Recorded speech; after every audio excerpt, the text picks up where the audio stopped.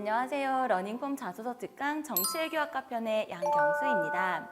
3강에서는 요즘 정치외교에서 대두되는 키워드 몇 가지를 소개해 드릴게요. 자소서에 어떻게 녹여낼 수 있을까 고민하면서 들어야 되는 거 아시죠? 자, 첫 번째 키워드는 공공외교입니다. 여러분 방탄소년단 모르는 학생은 없겠죠? 저도 개인적으로 B의 팬인데요. 페이스북이나 유튜브에서 외국인들이 방탄소년단 안무를 따라추는 모습 많이들 보셨을 겁니다.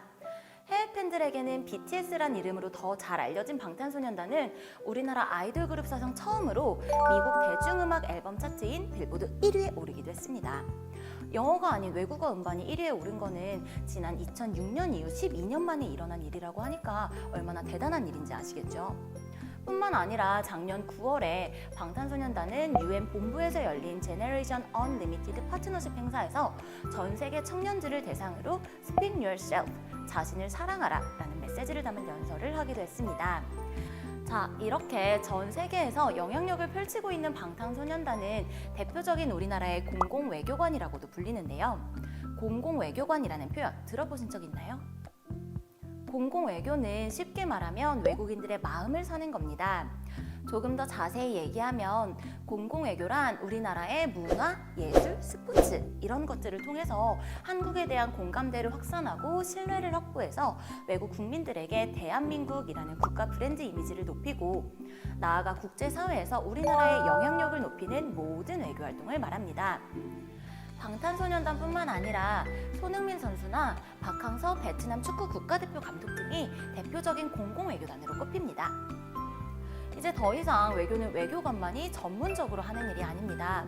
국가적인 차원에서 외교관이 하는 일도 국민들이 알고 지지해줘야 그 일이 힘을 얻을 수 있고요. 외교관이 아닌 우리 국민들이 적극적으로 외교에 나설 수 있는 시대인 것 같습니다. 내가 외교를 위해서 어떤 일을 할 수 있는지 생각 한번 해본다면 더 좋겠죠? 두 번째 키워드는 청와대 국민청원 게시판입니다.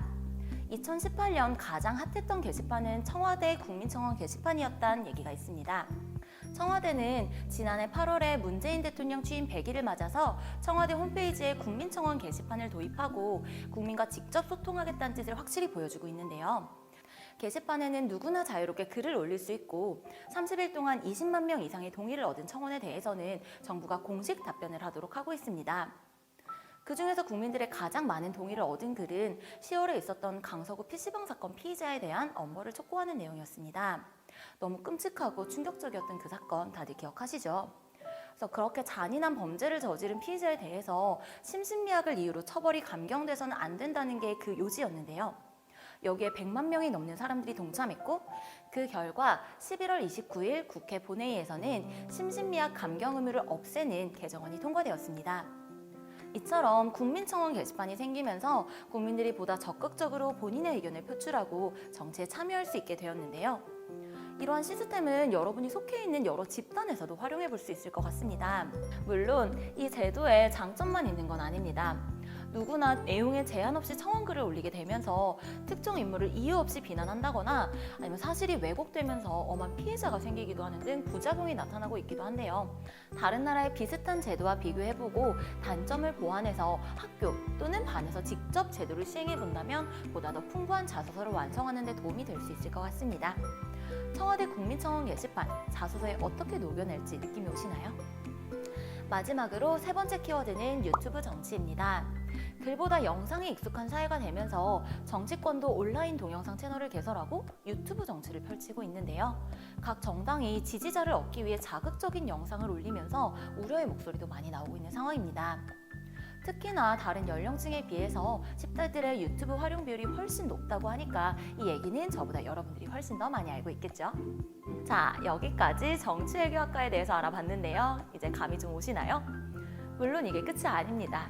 생각은 머릿속에 담고 있는 게 아니라 말로 또는 글로 표현할 수 있어야 합니다.